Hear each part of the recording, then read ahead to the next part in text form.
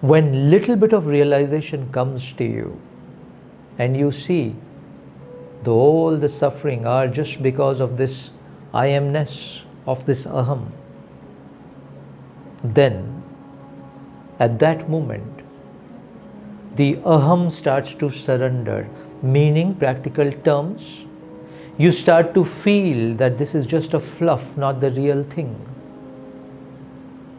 And now somebody does not speak to you with respect, you create a distance from that situation and you come back to the witnesser self, the one who's always watching, and you don't get perturbed. This is how Buddhas live.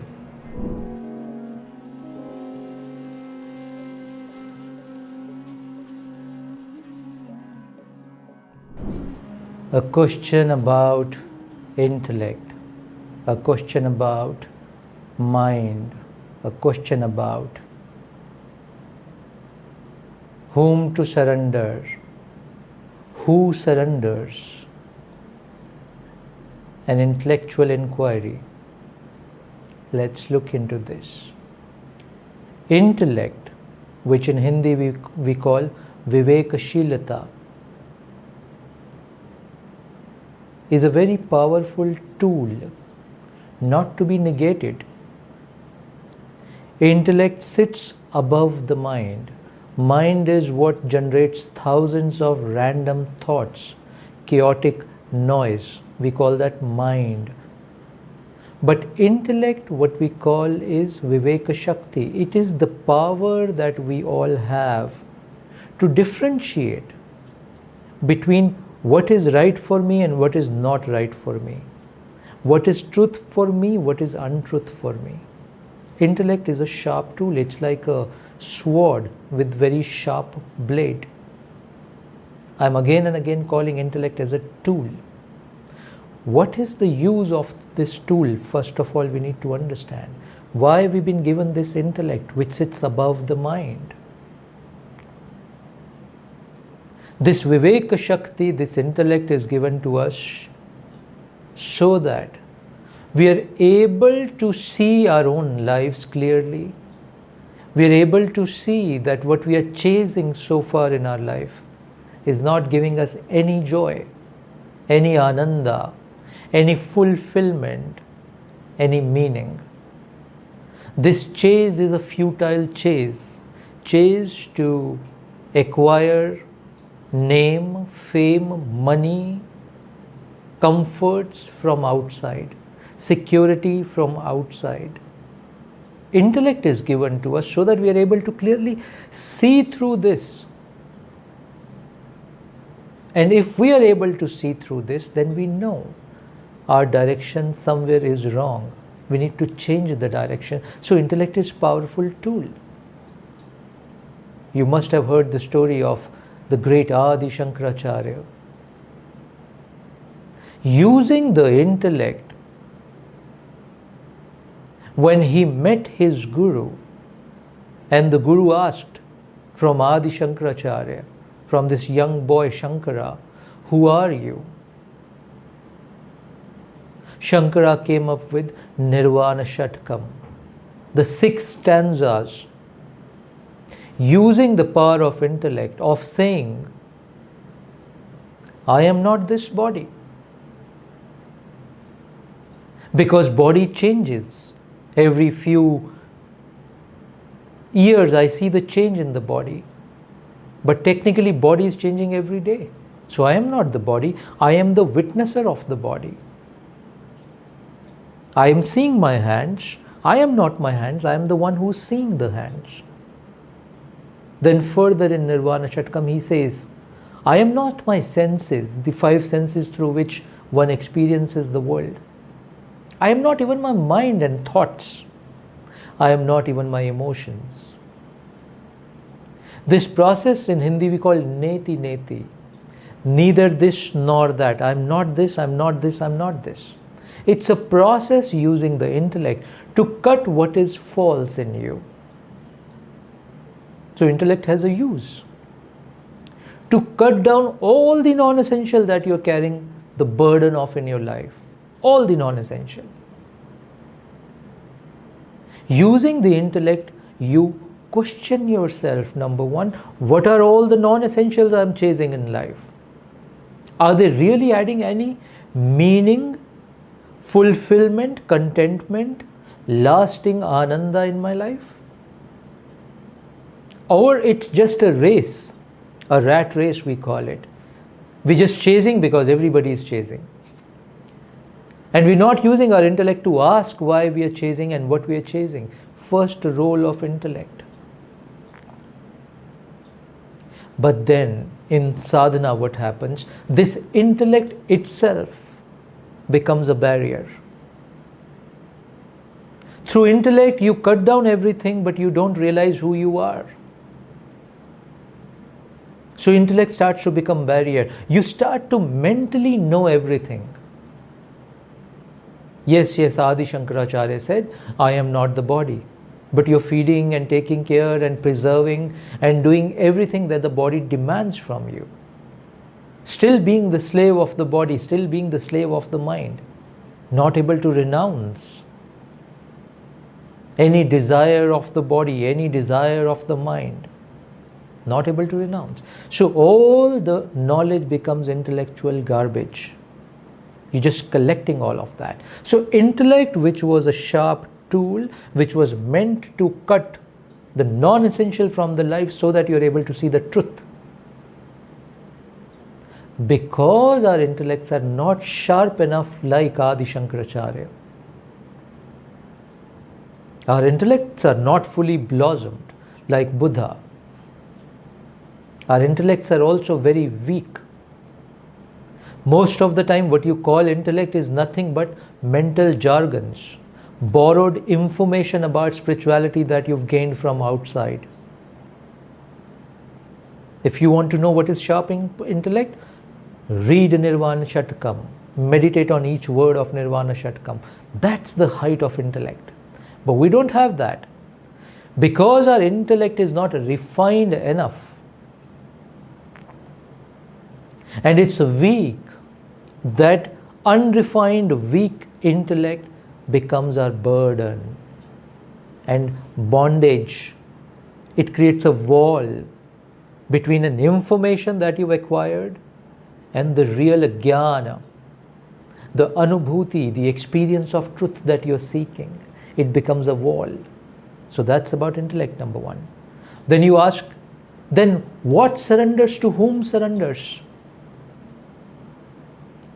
Who's carrying this intellect is Aham, ego, identity, self. I am Ramachandran, the name of the questioner. I am this, I am that. This is my acquired identity. Intellect is a tool given to this identity. This identity, this Aham is carrying the load of intellect. You understand what I'm saying? So what surrenders is this Aham surrenders. All your sufferings are in life are because you think you are this acquired identity.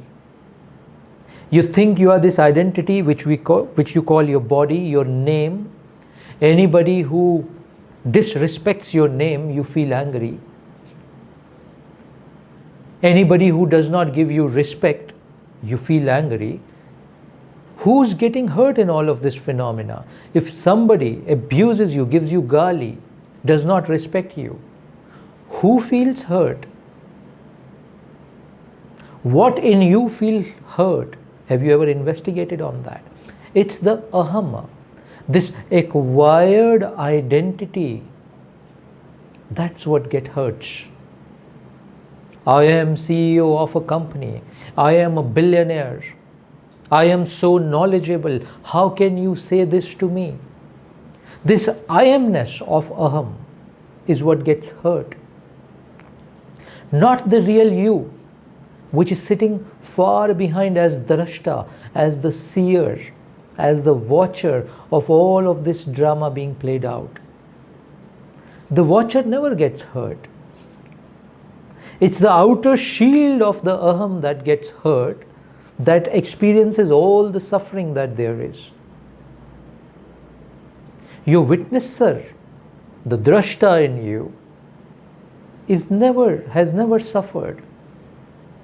It's like Shiva sitting inside, never perturbed, just sitting witnessing the whole play of Maya and the Aham going on. We call it Shiva Tattva. That's the real self in you. So what surrenders? This Aham, this identity surrenders. When does this Aham surrenders? You need to know that also. When you start to understand that I am carrying this unnecessary load and baggage of this fluff called Ahama, Main, I am. When little bit of realization comes to you and you see all the suffering are just because of this I amness of this Aham, then at that moment the Aham starts to surrender. Meaning, practical terms, you start to feel that this is just a fluff, not the real thing. And now somebody does not speak to you with respect. You create a distance from that situation and you come back to the witnesser self, the one who's always watching, and you don't get perturbed. This is how Buddhas live. There was a beautiful incident from the life of Buddha when once Buddha was walking along with some of his core disciples. Ananda was also with him. And a person came who was asking question, but he got so angry. The person, the questioner, became so angry that he spat on Buddha's face. He disrespected the great Buddha. But Buddha is beyond all identifications of identity, of ego, of Aham. He is comfortably sitting in the witnessing self. He just wipes his face, calmly asks the questioner, the person who was angry, "Are you done? Is the anger done? Do you want to say something?" Because his spitting on Buddha was a way of speaking something, was an expression of this angry fellow. Buddha said, "Is the expression done? Whatever you had to tell, have you told me? Is there anything left?" At that moment, Ananda and other disciples of Buddha got really angry.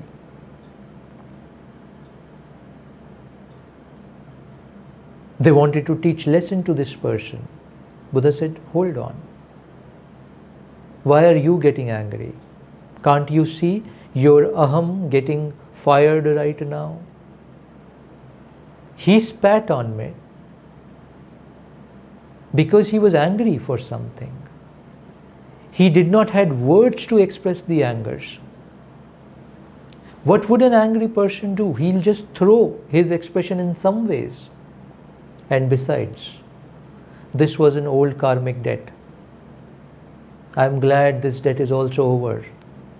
Slowly, I'm removing and clearing all the karmic debts and entering into my deepest moksha. You understand? That's the real thing. So what surrenders? Is the one who has desire, is the one who suffers, the one we called Ahama. Aham surrenders. You go to temple, you bow down to Shiva and you say that, "I can't do anything. Only you can take me out of this mess. Only you can take me out of this samsara." Who's surrendering in this case? The Aham that felt, "I alone will be able to, with all my great effort, will be able to cross over." Too much of self-confidence of the Aham. First the Aham said, "I will become the CEO of this company." Now the Aham says, "I will become enlightened." Both the statements are from the Aham. So what surrenders is this identity starts to surrender, starts to dissolve, starts to realize that I am nothing. Nimitta. I am just a tool, a vessel. I need to be empty of this ahamness, I-ness. Only then the blessings of the great Buddhas, only then the blessings of the Shiva will I be able to receive. So Aham surrenders. Number 3. So I have so far said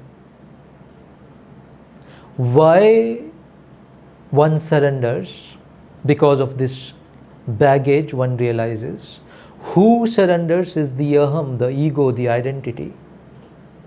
And to whom you surrender? You know to whom you surrender? You surrender yourself to the greatest truth that there is, to this search that you are on, to this sadhana that you are following, to the path of sadhana, to the path that all the great rishis, all the great awakened beings before you, right now and after you would walk. You surrender to that. You surrender to the ultimate truth. What does that mean? It means that now you realize for the first time in your life that your life is only devoted to that truth and truth alone. Nothing less than that. No more drama to entangle. While you play your part in the drama, you don't run away from the drama. You don't run away from the drama. It's a play. If it's a play, why are you fearing the play? If it's a play, no play can bind you. If you know that it's a play. If you do not know it's a play, then the play binds you. In the night when you're seeing a dream, till the time you know it's a dream, you're scared if the tiger is running after you. You're suffering the consequences of everything that you're seeing in the dream, because yet you do not know, still you do not know that it was a dream. But within the dream then sometimes you wake up, slight awakening comes, and you know, this is just a dream. And at that moment all the suffering disappears. All the drama disappears. You understand what I'm saying? So play the play, play the role in this great play. Don't run away, but know it is just a play. Nothing is real here. Nor you, nor me. All are part of this play. Nothing is real here.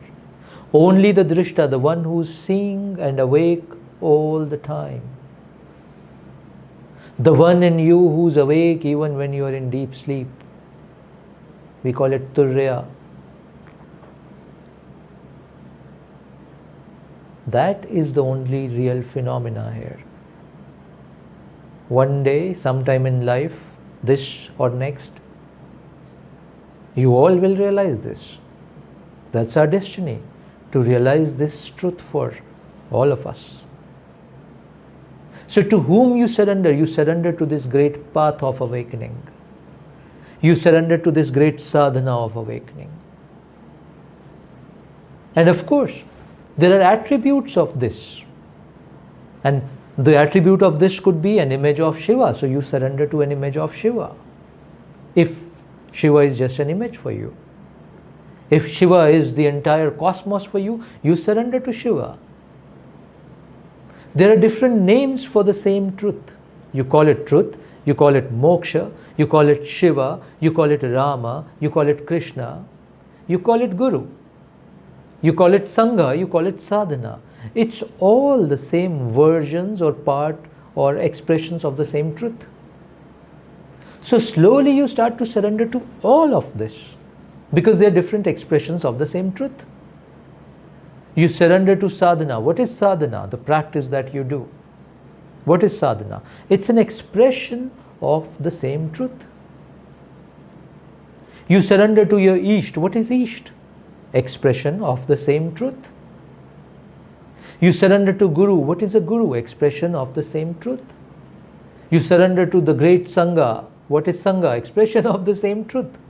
So why are there many expressions of the truth? Because You can't surrender to the unknown yet. You need some manifested expression. Touch and feel. Forms. So each of this is a field, touch and feel.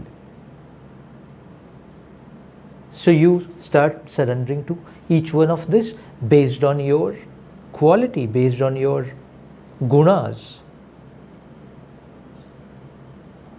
And when this surrendering starts to happen, that's when this shield of intellect that got built up from the borrowed information to the real wisdom, this shield of intellect, that starts to dissolve.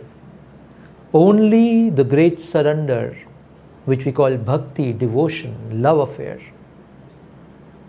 only that dissolves this wall of intellect which is sitting on the foundation of Aham, and Aham is sitting on nothing. Aham has no roots. It's a fluff without any roots. You just see it from one drishti of awakening, and the whole Aham and the wall of illusions and the intellect all dissolves. And only then, for the very first time in your life, the real intellect takes birth. The real Vivek Shakti awakens in you. And I'm calling it Viveka Shakti. It's a power. It's an energy. Because with that Vivek Shakti, you look at something and you see the truth or the non-truth of that. Your gaze becomes sharp. Your wisdom becomes sharp. That's the real intellect. It only takes birth then, when the sadhana starts to become deepened.